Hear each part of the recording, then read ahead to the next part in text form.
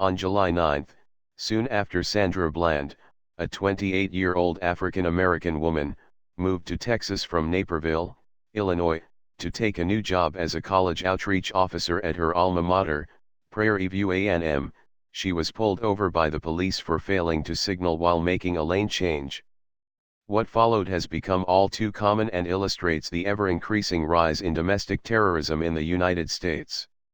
She was pulled out of the car by the police for allegedly becoming combative, and was pinned to the ground by two officers.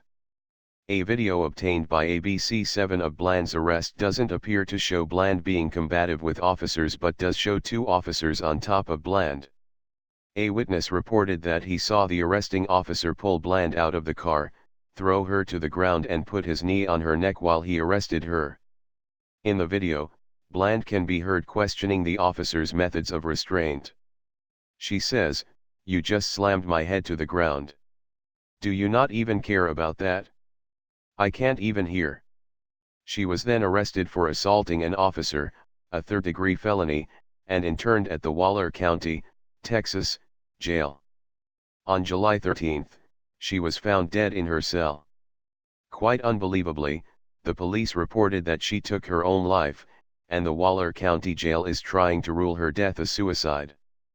Friends and family say that this scenario is inconceivable, given what they know about Sandra.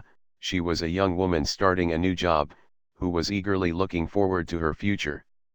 Sandra Bland was an outspoken civil rights activist critical of police brutality. She often posted videos in which she talked about important civil rights issues, and once stated, "I'm here to change history. If we want a change, we can really truly make it happen." Sandra Bland's family and friends believe that foul play was involved in her death, and rightly so. Their belief is bolstered by the fact that the head sheriff of Waller County, Glenn Smith, who made the first public comments about Bland's in-custody death, was suspended for documented cases of racism when he was chief of police in Hempstead, Texas, in 2007. After serving his suspension, more complaints of racism came in, and Smith was actually fired as chief of police in Hempstead. Bland's death over a routine traffic stop is beyond monstrous. It is indicative of a country where extreme violence is the norm, a society fed by the legacy of slavery, Jim Crow, the incarceration state, the drug wars and the increasing militarization of everything, including the war on black youth. There is more at stake here than the fact that, as federal statistics indicate, the police are 31% more likely to pull over a black driver than a white driver. Routine traffic stops for black drivers contain the real possibility of turning deadly. This regular violence propels a deeply racist and militarized society. It is a violence that turns on young people and adults alike who are considered disposable. This type of harassment is integral to a form of domestic terrorism in which black people are routinely beaten, arrested, incarcerated, and too often killed. This is the new totalitarianism of the boot-in-your-face racism, one in which the punishing state is the central institution for both controlling poor people of color and enforcing the rules of the financial elite. How much longer can this war on youth go on?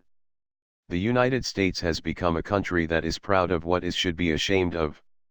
How else to explain the popularity of the racist and bigot, Donald Trump, among the Republican Party's right-wing base?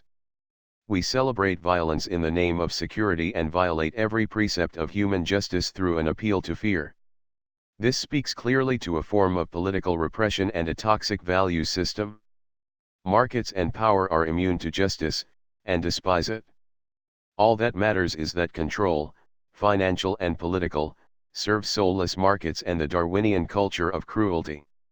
How many more young people are going to be killed for walking in the street, failing to signal a lane shift, looking a police officer in the eye, or playing with a toy gun?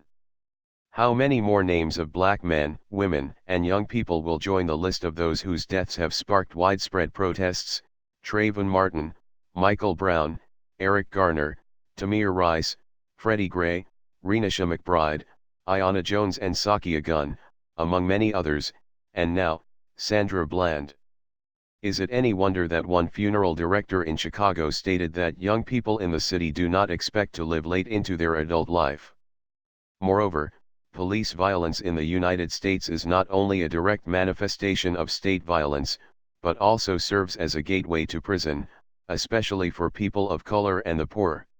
This violence speaks clearly to a society that no longer wants to invest in its youth. And if one measure of a democratic society is how it treats young people, the United States has failed miserably.